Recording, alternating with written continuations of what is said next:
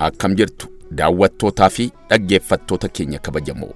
Qophii dookumentarii kanaan gara kutaa magaalaa Luugootti yaadaan imallee sochii hojii misoomaa fi nageenyaa bara 2016 keessaa hojjetamanii fi hojiilee fakkeenyummaa qaban biroo qiqindeessinee isiniif dhiyeessinaa.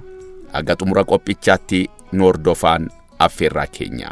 Qopheessee dhiyeessaan Alamuu Hirphaa, ogeessi kaameeraa fi gulaalaan suur-sagalee Oliifan Tasfaayee.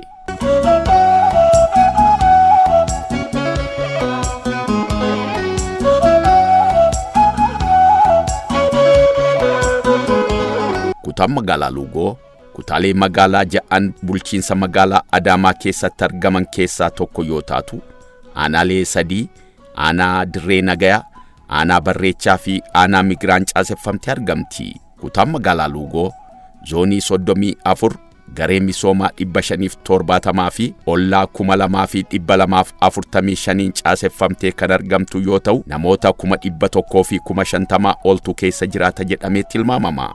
Kutaan magaalaa Luugoo kaabaan kutaa magaalaa Abbaa Gadaatiin dhiyaan, kutaa magaalaa Dambalaan bahaan, kutaa magaalaa Bokkuu Shananiin daangeffamtee argamti.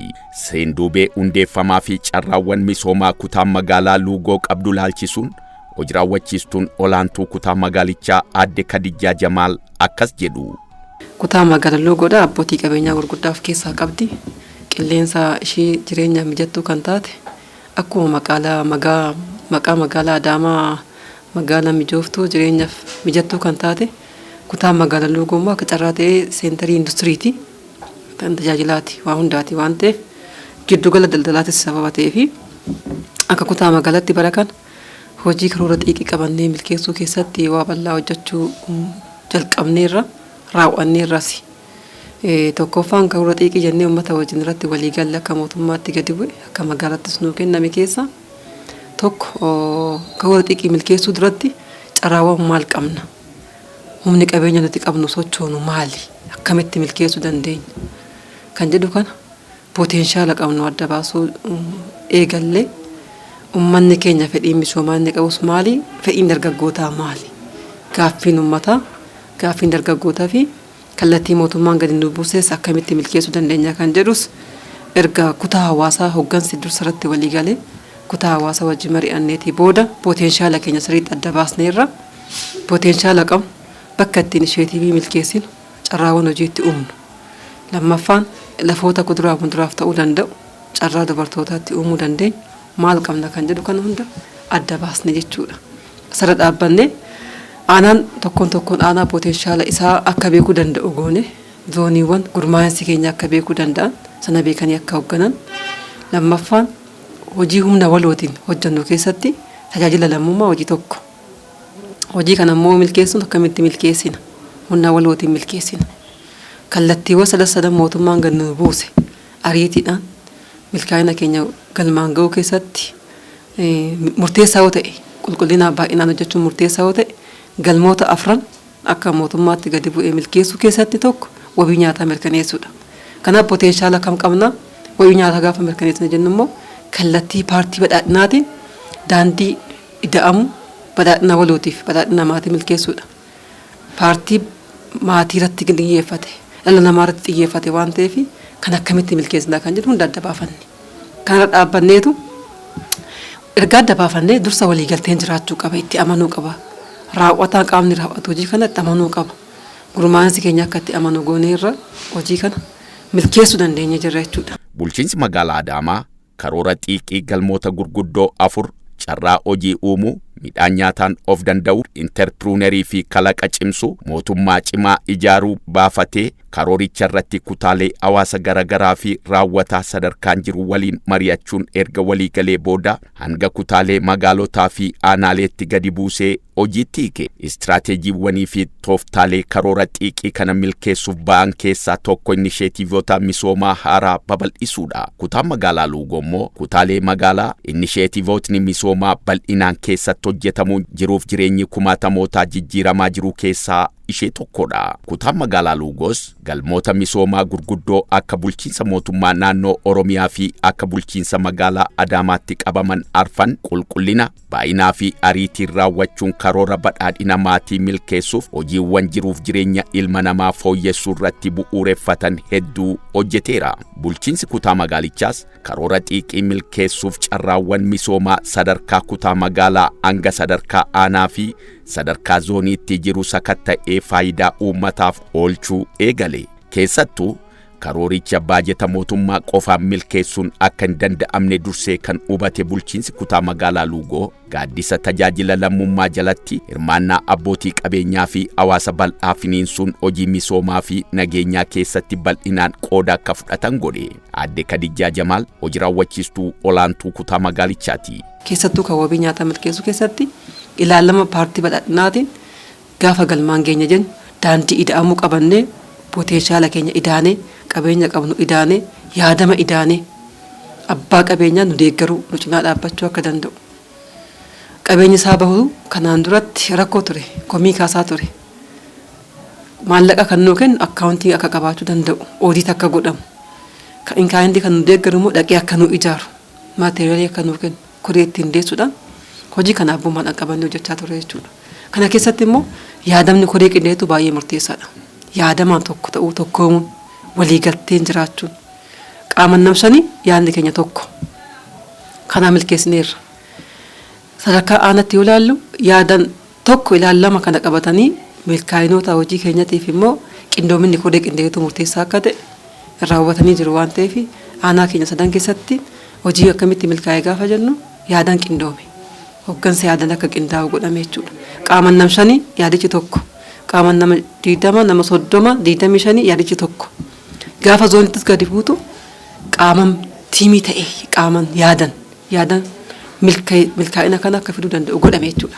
Kana dhaabbannee bara kana immoo karoora nuu kenname keessatti inisheetiivii keenya maal milkeessinee Smart Adaamaa keessatti rakkoolee bulchiinsa gaarii hiikuu keessatti hojiiwwan gaggaarii hojjennee jirra. Inisheetiivota misoomaa yaadama kantiibaa magaalaa Adaamaa Obbo Haayiluu Jaldeen hojiitti hiikuun fayyadamummaa hawaasaa mirkaneessuuf kilaasteroota gurguddoo malkaa Adaamaa, Kattaa, Migiraa fi Kiisoo irratti hundeessuun akka kutaa magaalichaatti sheedii horsiisa lukkuu 72, sheedii horsiisa horii aannanii 74 fi sheedii furdisa horii foonii 34 fi sheedii horsiisa booyyee fi sheedii vermi kompostii 6 hundeessuun dargaggootaa fi dubartoota waldaalee intarpiraayiziin ijaaree hojicha irratti bobbaasuun haalli tulluu hiyyummaa itti diigaa jirus kana fakkaata.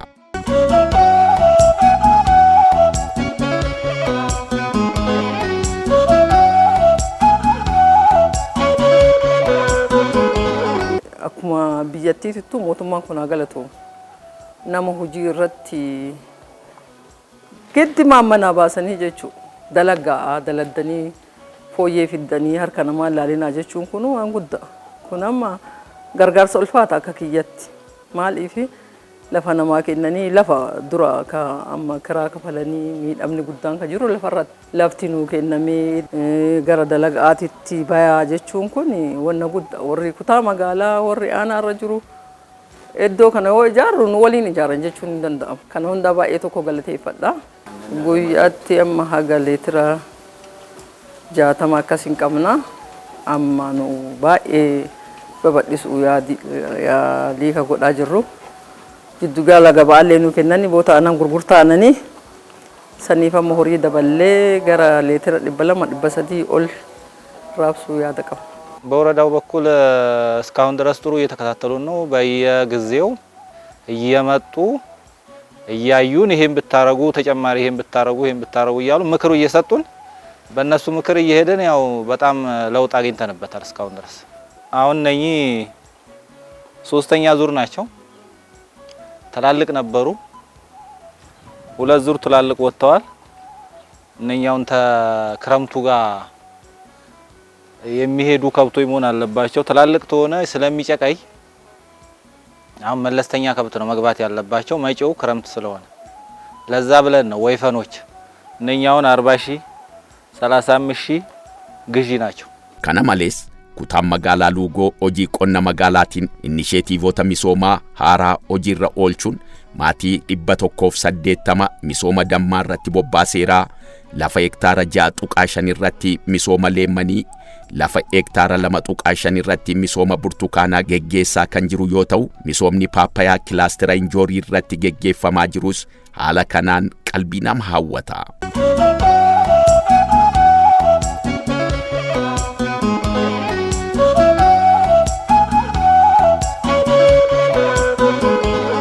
mootummaan deeggarsi nu godhu leenjii nu kenna.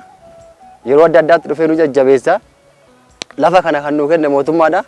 Biqilaa kana, paappayaa kana, abukaadoo kana kan nu kenne mootummaadha. Bishaan kana kan nu galche mootummaadha jechuudha. Nuti humna keenya bichaa baafnee hojjechaa jirra asittam. Amma karoorri keenya dalannee bakka guddaa yaa'u wanta kana nasaa arganne waan ta'eef magaalatu nu kenne mootummaatu nu kenne waan ta'eef dalannee akka nam tokkootti dalagan malee nyaata waan ta'eef dalannee bakka guddaa ga'uudhaaf abdii qabna.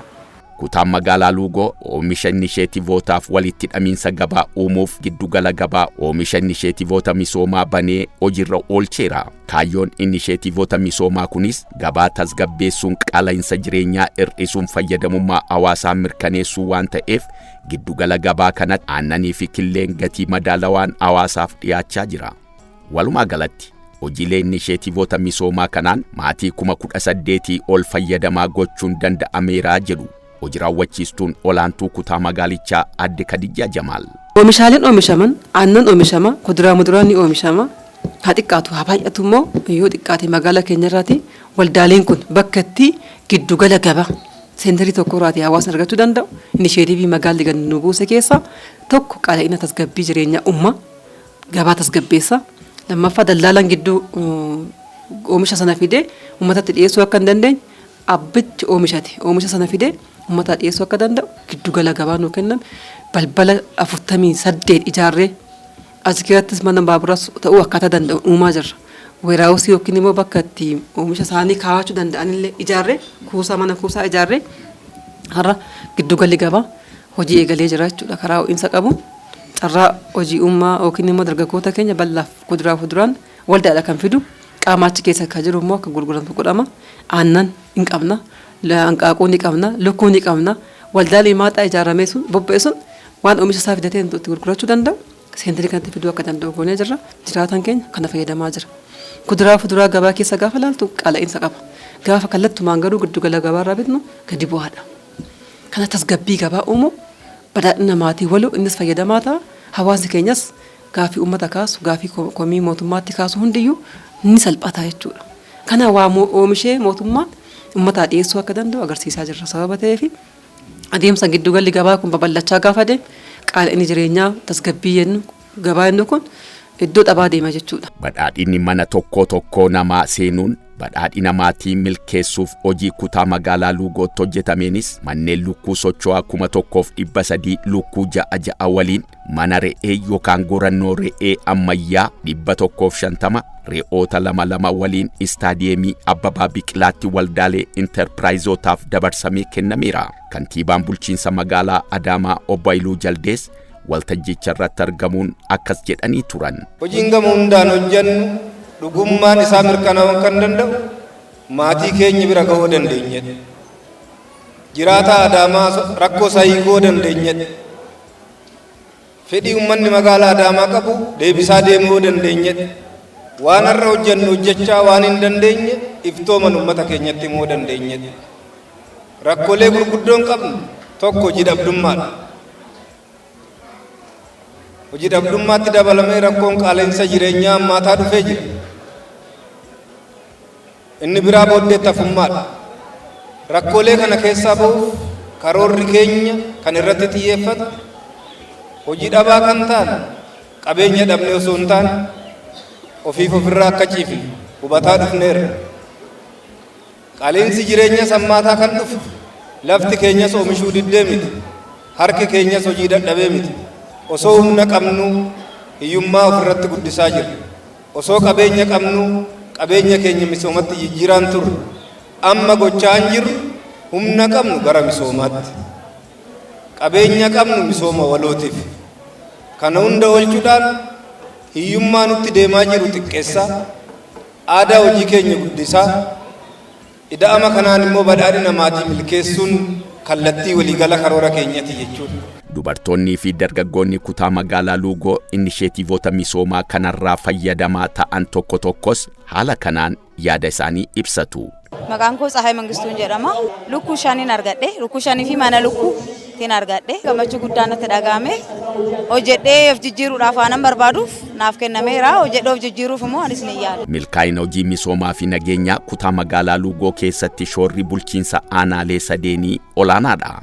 Aanaan Barreechaa immoo aanaalee kutaa magaalaa Luugoo jalatti argaman keessaa tokko yoo taatu, aanaa hooggansa dubartootaan ijaaramtee milkaa'inoota hedduu galmeessisuun madda muuxannoo gaarii taatee tajaajilaa jirtudha. Aadde Buzunesh Asaffaa bulchituu bulchiinsa aanaa Barreechaati. Aanaan keenya erga aanatti hundeeffame akkuma beekamu magaalli keenya riijiyoo poolisiitti guddattee waggaa tokkoof deemna. Waggaa tokko kana keessatti pootenshaala qabnu hunda akka aanatti pootenshaali nuti guddaan qabnu jenne humna namaati, abbootii qabeenyati, kana hirmaachisneeti jechuudha. Hojii bal'aa kan hojjenne akkasumas immoo gurmaa'insa keenya dargaggoota qabannee hojii bal'aa hojjechaa turre.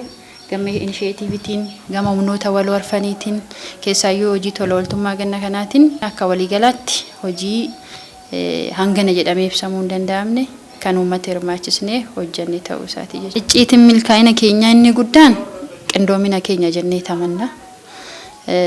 Jalqaba irratti ka jedhamaa ture faallaa qindoomina keenyatiin dubartiin waliin dandeessu, dubartiin wal diigdii, aanaan kun aanaa ta'e itti fufuu hin danda'u sadarkaa jedhu sanitti namoonni tokko tokko shakkii namoonni ilaalchan ta'anii dubartummaadhaaf qaban kaasaa turanii, nuti garuu faallaa saniitiin koreen qindeessituu keenyas akkaataa hojimmata paartii fi mootummaatiin marii dilee keenya osoo addaan hin kunne qindoomina cimaadhaan wal dhageettiidhaan koreen keenya wal hoogganna, tokkummaa qabna. Tokkummaan koreen keenya qabu kun immoo tokkummaa hooggansaa cimsa jechuudha. Hooggansi keenya akka waliigalaattis qindoomina cimaa qabna. Nuti yoo qindoomne caasaa nu gadi jiru caasaa zoonii qindeessinee hojii bal'aa hojjennu kana madda muuxannoo ta'uu dandeenya jira jechuudha. Akkasumas immoo humnoota waloo keenyatti fayyadamnee gurmaa'insa keenya cimsuudhaan humnoota waloo arfan gaachana sirnaatiin wal qabatee mana murtiitiin tajaajila lammummaa buusaa gonofaatiin wal qabatee hojii bal'aadha kan hojjenne humna keenya qindeessinee qindoomina keenyatti aanee humnoota waloo kanatu nu deeggare jechuudha. Akkasumas immoo gurmaa'insa uummataa cimsuu keenyatu hanga tokko hojii karoorfannee akka raawwannuuf milkaa'insa kanaaf ka'umsa nuu ta'e. Keessoon bulchiinsa aanaa Barreechaas kana fakkaata.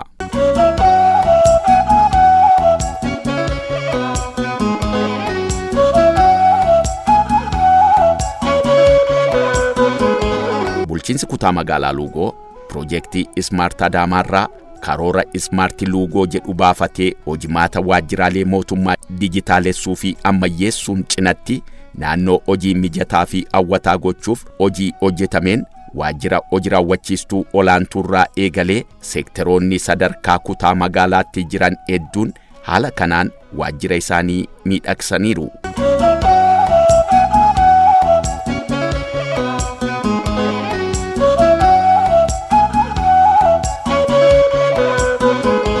Yaadamni Ismaart Adaamaa kun hanga aanaaleetti gadi bu'uun jijjiirama fidaa jira.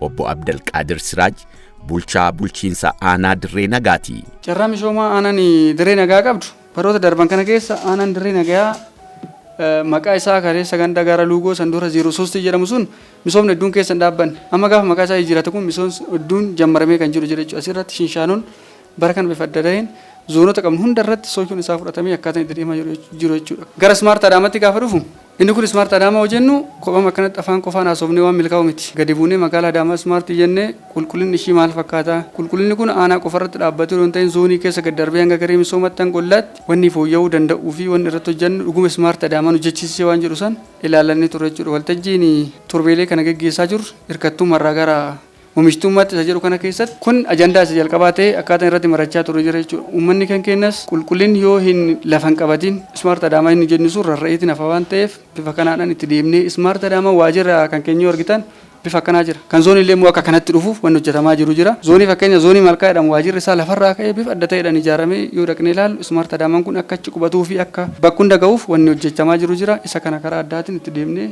raawwii isaatiif gaafa raawwanne immoo dhumarratti hundi keenya irra deebinee kan ilaallu ta'a. Inni biraa immoo Ismaart Adaamaa kana kan balleessu tokko alseerummaadha.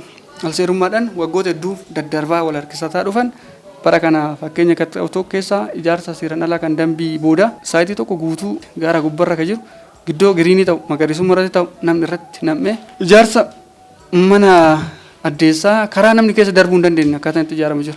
Daandii akka buufaatti karaa buufaatti babbaafatan isa san qulqulleessinee gaaricha karaa guutuu ta'e irraa kaasnee amma isarratti kilaastara obzar biyyee godhu san kuufama biyyee akkaataan itti hojjechuudhaaf sagantaa qabannee itti deemaa jiru jira. Naannoo san magariisummaadhaan uffifnee bifa addaatiin pilaanii magaalichaa akka eegutti kan hojjennu ta'a. Kutaan magaalaa Luugoo yaadamoota misoomaa haaraa magaalaan gadi buusee kan biroos simachuun hojiirra oolcheera. Haaluma kanaan iddoo aara galfannaa abbootii dhimmaa, iddoon tursiisa daa'immanii, kaaffeen hojjettoota mootummaa, manni murtii aadaa fi kanneen biroo kutaa magaalichaa fi aanaalee hunda keessatti hojjetamanii tajaajila kennaa jiru.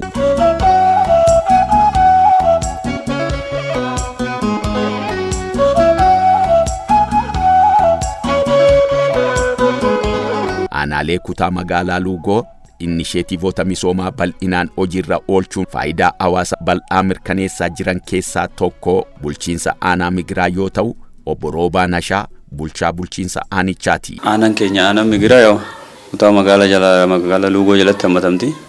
Inisheetiivoon baay'een bara kana hojjetamaniiru bu'aa hawaasa keenyatiif keessattuu inisheetiiviin bu'aa aannanii kan lukkuudha akkasumas kan avokaadoos dabalate. Inisheetiiviin baay'een bara kana hojjetamaniiru. Keessattuu kan aannaniitti irratti akka aanaa keenyatti sheediiwwan ijaaramu hundi galteewwan itti galanii yoo xiqqaate hawaasni bu'aa irraa dhandhamuu jalqabeera. Sheediiwwan ijaaraman kun hundi isaanii ilaaluu qaamallee ilaaluu hin dandeessu.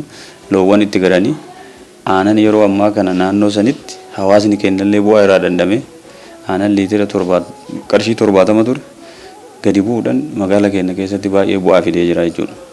Akkasumas lukkuudhaan wal qabatees inisheetiiviin lukkuu malkaa Adaamarra jiru inisheetiiviiwwan lukkuu manaa manatti immoo akka kutaa magaalaa keenyatti inisheetiiviiwwan yeroo darbe manaa manatti mana lukkuu mana re'ee paakeejiiwwan guutuudhaan hawaasa keenya bal'aa bira ga'uudhaaf badhaadhina maatii milkeessuudhaaf wanni nu hojjetaa jiru. Hawaasa birattis abdii qaba. Mariiwwan garaagaraa keessatti hawaasni galataa fi magaalaa kanaaf magaalli keenya magaalaa Adaamaa nu hundiyyuu asumatti baranne akkanan turre jechuudha. Magaalaa kana keessatti inisheetiiviiwwan bocamanii bu'aa hawaasa keenyatiif gadi bu'an baay'ee faayidaa olaanaa qabu jechuudha. Faayidaa bira darbanii hawaasni keenya yoo xiqqaate qaala'iinsarraa mana isaatti qaala'iinsa dandamachuudhaan nu waliin dhaabbatee hirmaannaa uummataatiin sheediiwwan kana kan hojjennu baajanni mootummaa tokko doo keessa hin jiran.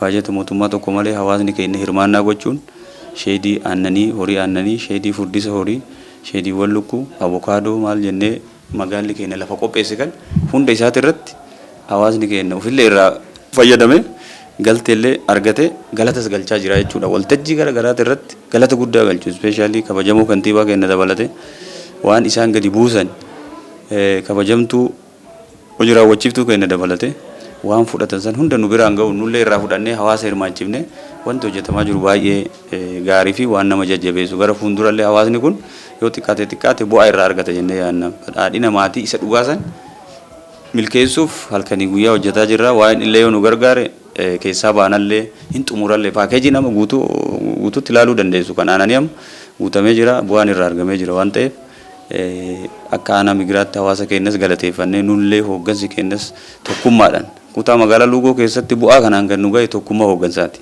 Baay'ee tokkummaan hooggansaa waan gubbarraa darbe walirraa fudhatee karaa guutuu ta'een tokkummaan hooggansaa yoo jiraate wanni hin hojjetamne hin jiru jechuudha. Kutaan magaalaa Luugoo ajandaa ijoo taasifatee dhimmi irratti hojjechaa ture inni biroon dhimma rakkoo bulchiinsa gaarii hiikuu yoo ta'u, shinishaanoo lafaa wal qabatee komii uummataa gangalatee baraa baratti ce'uun dhufe hiikuun danda'ameera. Ijaarsa seeraan alaa pilaanii magaalaa faallessan irrattis tarkaanfiin fudhatamu hojii raawwachiistuun olaantuu kutaa magaalichaa aadde Kadijaa Jamaal ni dubbatu. Hojii bara kanaa keessatti dhugaa dubbachuudhaaf kan hojjanne alseerummaa hambisuu hojii bal'aa hojjanneerra. Alseerummaa irratti pilaanii magaalaa hojiirraa oolchinu gaafa jennu alseerummaa qabatteen oolchitu.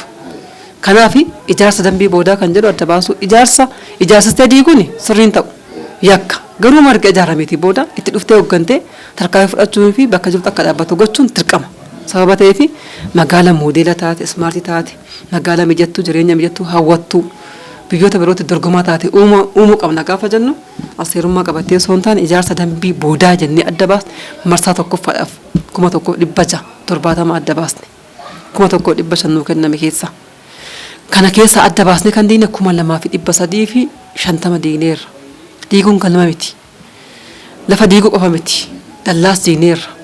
Marsaa tokkoffaa irratti mana 3,235 diine keessa lafa kaasnaa mootummaatti yookiin sooqitti akka deebi'uun 7.4 deebisneerra. Lafti siyaas dinagdee Oromoo waliin walitti hidhamiinsa guddaa waan qabuuf hojimaata bulchiinsa lafaa ammayyeessuu fi dijitaalessuun cittuu lafaa hunda kaadestira keessa galchuun qisaasama lafaa hambisaa jirra kan jedhan immoo obbo Aabbuu Jimaa itti gaafatamaa waajjira lafaa kutaa magaalaa Luugooti. Akka magaalaa Adaamaatti kutaa magaalaa hunda keessatti xiyyeeffannoo addaa argatee hojiin kana saraa cimnaan hojjetamaa ture.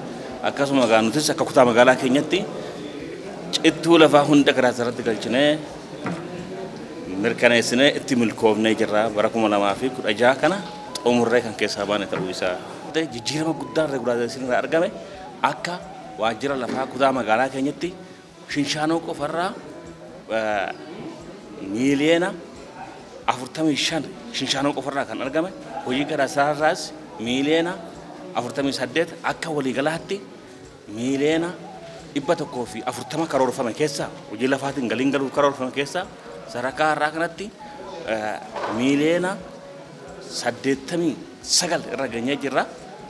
Kun immoo baroota darban keessa hundarra parsantiin olaanamu raawwii guddaa raawwannee jirra. Bara kana bu'aan guddaanis irraa argamee jira. Hojiin lafaa lafti dinagdeedha. Akkuma jenne sana dinagdee keenya kana immoo galii irraa galfannee misooma mootummaan babal'isuudhaaf deeggarsa cimaa akka tumsu gochaa jirra jechaadha. Bulchiinsi kutaa magaalaa Luugoo bara baajetaa 2016 keessatti Projektoota misoomaa garagaraa rakkoolee hawaas dinagdee hiikan 38 hirmaannaa uummataa qarshii miiliyoona 900 fi miiliyoona 72tti shallagamuun hojjechiisaa ture. Siyaayinaa fi qulqullinaan xumursiisuun bakka hoggansi olaanaa magaalichaa fi hawaasni kutaa magaalichaa argametti eebbisiisuun tajaajilaaf banaa godheera. Obbo Lammaa Baqqalaa itti aanaa hojii raawwachiisaa olaanaa kutaa magaalaa Luugooti. Projektoota bara kana akka kutaa magaalaa Luugootti qabanne bal'aan isaa projektii hirmaannaa uummataati. Tajaajila lammummaatiin akka kutaa magaalaa Luugootti hojjechaa turre baay'ee bal'aadha. Bara kana akka kutaa magaalaa Luugootti hojii ajaa'ibsiisaa hojii hojjetamaa dhufeedha. Hojii kana yoo hojjennu hojii karoora ji'a 9tiin waan ajaa'ibaa hojjenne projektii guddaa baajeta guddaa sadarkaa mootummaatti itti ba'uu danda'u uummanni keenya hojjechuu danda'ee jira. Projektoota 38 eebbaaf akka gahan goonee jirra jechuudha. Kanaaf projektoonni kun gara mallaqaatti yoo dhufanii naannoo miliyoona 974 itti ba'uu danda'ee jira. Kuni sadarkaa inisheetii fi bara kana gannarraa eegallee hojii gurguddaa ittiin hojjetame sheediiwwan hedduu kan lukkuu jennu kan misooma aannanii kan furdisaa kan booyyeedha kan misooma dammaa kuni hedduun isaa gara projektii sheedii qofa 286 ta'u uummanni keenya hojjechuu danda'ee jira. Projektii kana hoogganuu dandeenya jira jechuudha. Inisheetii fi karaa adda ta'een sadarkaa magaalaa keenyatti kabajamuu galmoota kantiibaa keenyaan nu kenname galmoota keenya gurguddoo arfan isa milkeessuu dandeenyee jirra jechuudha. Kutaan magaalaa Luugoo gurmaa'insaa fi ijaarama uummataa cimsuun hawaasichi toora paartii badhaadhinaa irratti hubannoo argatee hojii misoomaa fi nageenyaa kutaa magaalichaa keessatti dammaqinaan hirmaatee irraas fayyadamaa akka ta'u gochuuf leenjii fi waltajjiin marii uummataa yeroo garagaraatti geggeeffamaa ture bu'aa olaanaa galmeessiseera. Obbo Ashannaa fi Moosisaa itti gaafatamaa waajjira paartii badhaadhinaa kutaa magaalaa Luugooti. Uummanni misoomaaf qophaa'aadha. Nageenya barbaada. Nageenya akka jiraatuu fi gahee guddaa taphachaas ture. Hawwiinsaas kan. Kana keessatti kun akka inni milkaa'u gochuudhaaf hojiin guddaan hojjechaa turre gurmaa'ina uummataa sadarkaa ollaarraa kaasee hanga sadarkaa kutaa magaalaatti akka inni lafa qabatu akka inni ijaaramu taasisaa turre. Kanarraa yeroo kaanu kutaan magaalaa keenya aanaalee sadaniin kan jiru akkuma jiru ta'e sadarkaa zooniitti immoo zoonii 34 qabna. Zooniin 34 sadarkaa ammaarra jiruuni waajjira mataa isaa danda'ee qabaatee caasaa mootummaa of danda'e ta'ee sadarkaa zooniitti bulchiisa mataa isaa hojii paartii of danda'e akka inni gaggeeffatu, hojii nageenyaa of danda'e akka inni gaggeessatu, gaaffiin uummataa sadarkaa aanaa kan hin dhufne sadarkaa kutaa magaalaa hin dhufne sadarkaadhuma sanatti akka inni deebii argatu taasifamaa jira.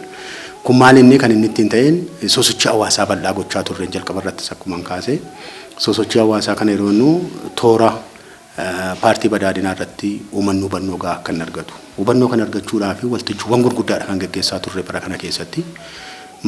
Waltajjiiwwan sadarkaa gurguddaa gaggeessaa turre kana keessatti uummanni keenya akka inni gadi fageenyaan mari'achuu qofatu hin taane kan mari'ate irratti akka inni waliigaltee tokko irra gahu. Waliigaltee irra gahu irras darbee sadarkaa hojiitti akka jijjiiru taasifamee jira. Sosochiin hawaasa keenyaa cimee kan itti fufu ta'a ammas. Qindoomina hooggansaa cimaa ijaaruun geggeessummaa bilchaataa fi qulqulluu kennuun caasaa nageenyaa bu'uura uummatummaa qabu ijaaruun bobbii fi ramaddii kennuun miidiyaa fi koominikeeshiniitti sirnaan fayyadamuu fi carraawwan misoomaa nu harka jiran beeknee dhimma itti ba'uun icciitii milkaa'inoota hojii misoomaaf nageenya kutaa magaalaa Luugootii jedhu Aadde Kadijaa Jamaal hojii raawwachiistuun olaantuu kutaa magaalichaa. Kana walharkaa fuudhiinsi hojii maataan gadi buusuun sun milkaa'ina kanaaf akka ga'u nu godheera. 2 icciitiin milkaa'inaa keenya itti aanu tola ooltota keenya qindaa'anii nu duuka dhaabbatani aarsaa kaffalani waan kaffalluuf hin jiru aarsaa salphaan taane hin kaffalle jechuudha dhugaa dubbachuudhaaf jaarmiyaan dargaggoo keenya jaarmiyaan dubartootaa keenya. 3 hojii miidiyaa keenya hojii miidiyaa fi koominikeeshinii hojiin hojjetame ijaa fi gurra uummataa bira akka ga'u gochuu keessatti gahee olaanaa taphatee jira miidiyaan keenya. Raayyaan miidiyaa kutaa magaalaatiif aanarraa ijaaree kun immoo hojii cimaa hojjeteera gahee qaba. Kana milkaa'ina guddaadha nuuf.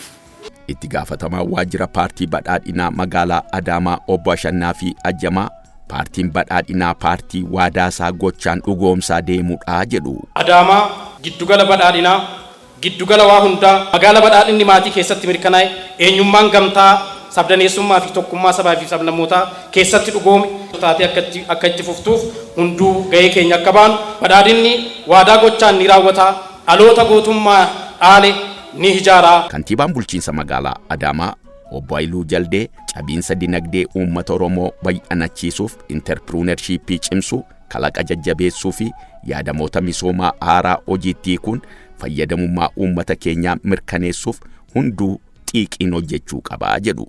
Galmoota misoomaa magaalaa keessaa inni tokkoffaa wabii nyaataa mirkaneessuudha. Galmi lammaffaan kalaqaa fi ogummaa babal'isuudha. Sadaffaan interpreneurship uumuu kan uumame jajjabeessuu baay'isaa deemuudha. Galmi inni arfaffaan kenna tajaajila mootummaa gara hammayyummaatti ceesisuudha. Galmoonni arfan shaakalamaa akka jiran galmoota hunda milkeessuuf inisheetifoonni maddisiifaman hojiitti hiikamaa akka jiran yeroodhaa yerootti argaa dhufnee jira. Wabii nyaataa mirkaneessuuf oomishuutti aansee haala uummanni keenya nyaateetti argachuu danda'u karaa madaalawaa ta'een haala hawaasni keenya oomishaaleen magaalaa Adaamaa hin jirre mataa isaanii gara magaalaa Adaamaa dhufan magaalli Adaamaas oomishuudhaan uummataaf haala itti dhiyeessuu danda'u giddugaloota gabaa uumuu bu'uuraalee misoomaa diriirsuu haalota mijatoo uummataaf mijataa ta'an uumuun galmoota gurguddoo qabamanidha.